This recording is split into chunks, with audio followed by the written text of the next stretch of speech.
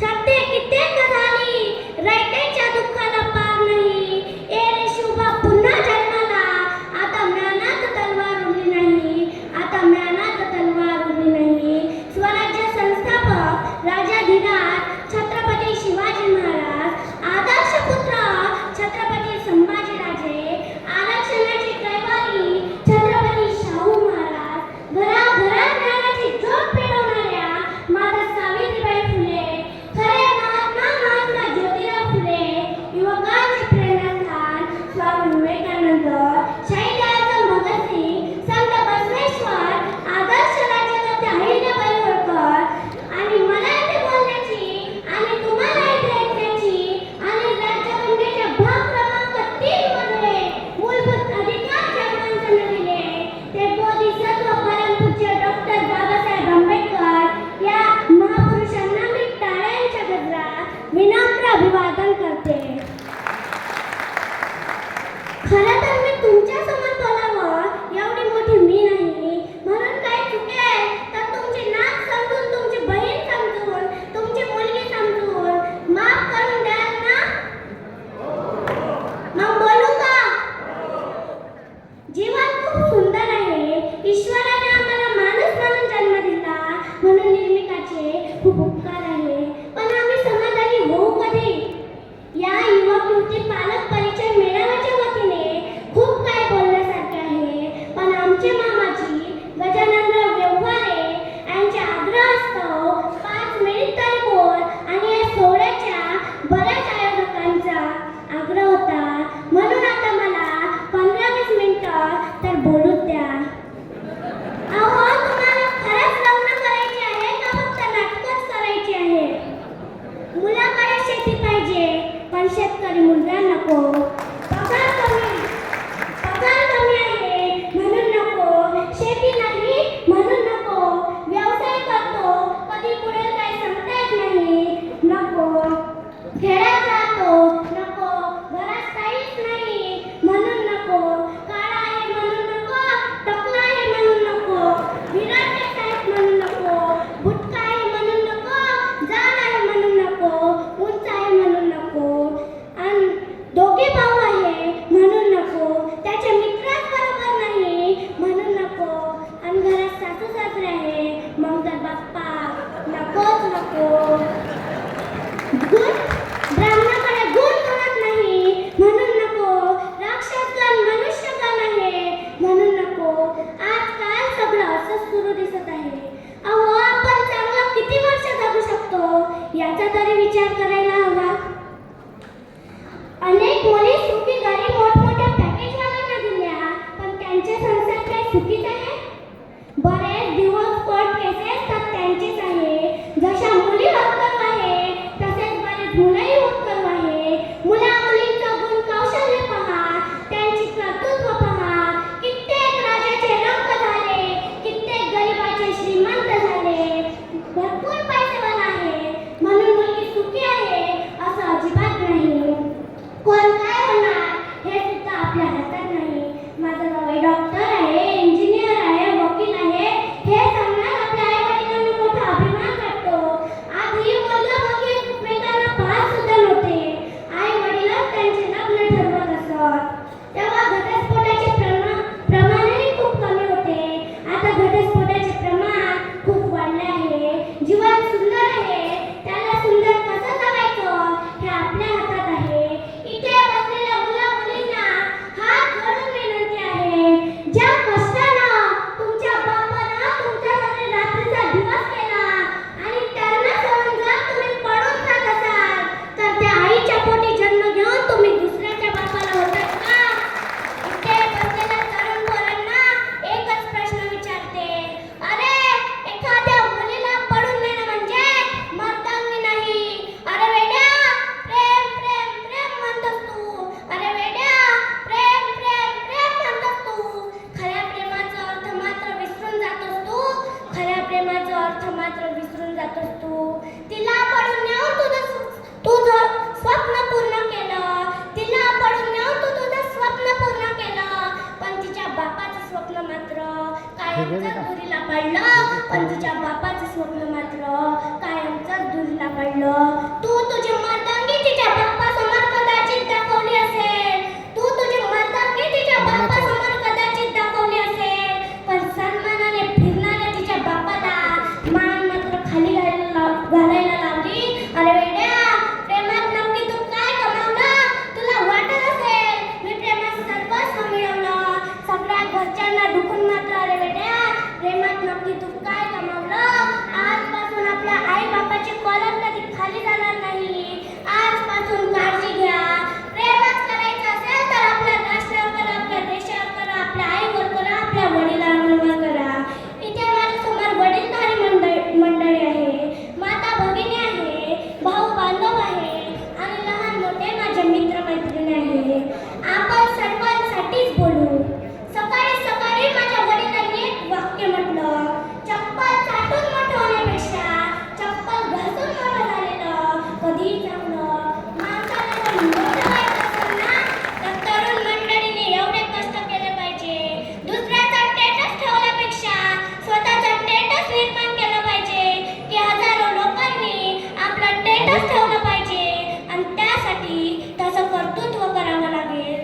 आणि वाटत असेल की आपल्या मुलांनी स्वतःच्या पायावरती उभं राहावं, तर त्याला तसे संस्कार द्यावे लागतील, तशी मेहनत घ्यावी लागेल. पानी में डुबा तो मृत्यु निश्चित है और भक्ति में डुबा तो मुक्ति निश्चित है. दुनिया रचने वालों को भगवान कहते हैं और संकट हरने वालों को हनुमान कहते हैं. ना किसी से नाराज होकर जियो, ना किसी को नाराज करके जियो. जिंदगी कुछ पलों की है दोस्तों, खुश होकर जियो. पांच तत्वों का पुतला प्राणी, सुलझ सकती नारी, कलाकार है कैसा भगवत, उससे दुनिया हारी. पण कसं आहे ना मित्रांनो, हा महाराष्ट्र भाषणाने सुधारला नाही, कीर्तनाने सुधारला नाही, तर माझ्या आई वडिलांच्या आजोबांच्या वयाची लोक इथे आहे.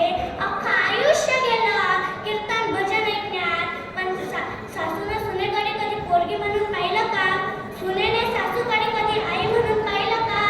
असं झालं असतं तर राज्यात वृद्धाश्रमे तयार झालीच नसती.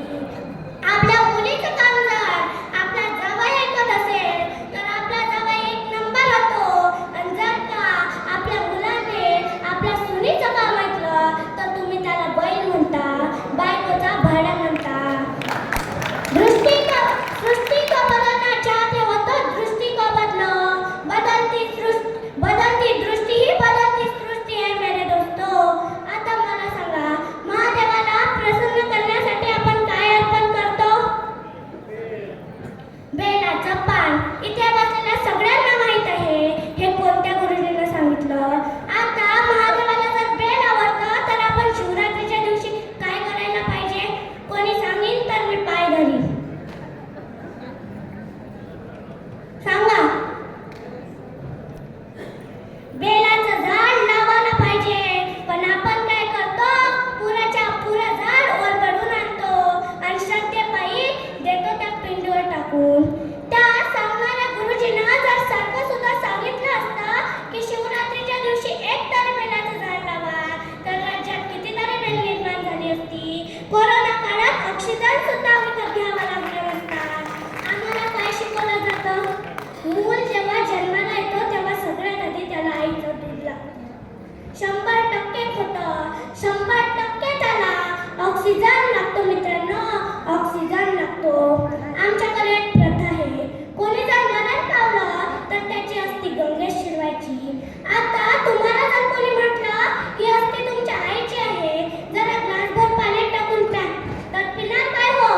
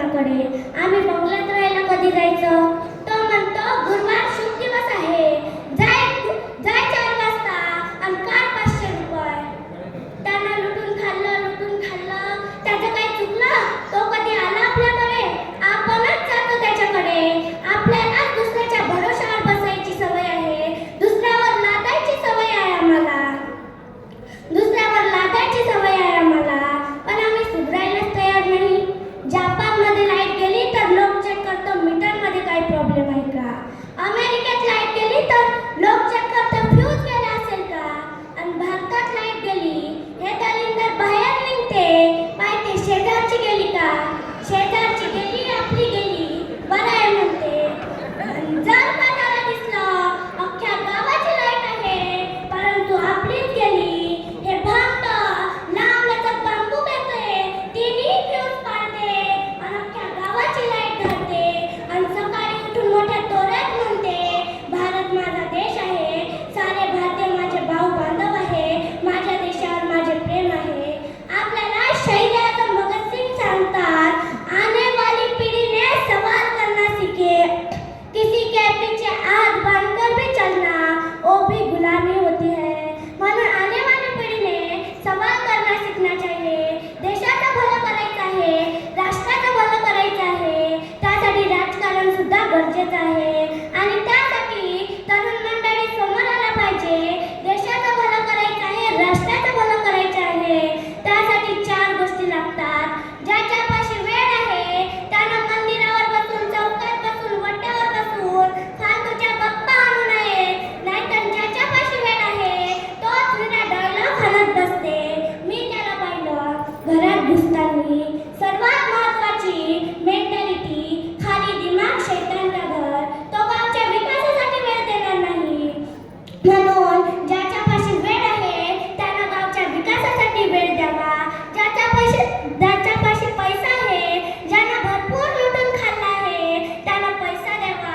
ज्याच्यापाशी ताकद आहे त्यानं ताकद द्यावी. फालतूची छाती बाती काढणाऱ्यांना, दंड थोपटणाऱ्यांना ताकद द्यावी. रस्त्यावर दगड आहे उचलून बाजूला ठेवावा, नाहीतर तू या ताकदीची काय पूजा करायची का गावकऱ्यानं? याच्या अंगावर छाती काढ, त्याच्या अंगावर दंड काढ.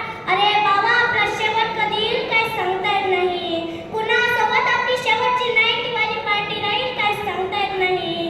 आणि मग तो मेल्यावर खाली चिठ्ठी ना कोई संदेश, राम नाम सत्य है.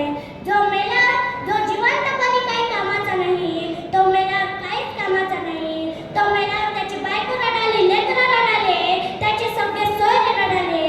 कारण एक छान म्हण है, आने वाला कौन है जाने वाला कौन है, आने वाला कौन है जाने वाला कौन है. क्यों किसी मैयत पर मातम कर रहे हो दोस्तों, मरने वालों को क्या पता है ये रोने वाला कौन है, ये रोने वाला कौन है. धन्यवाद. सर्वांना त्या सोहळ्याच्या शुभेच्छा देते.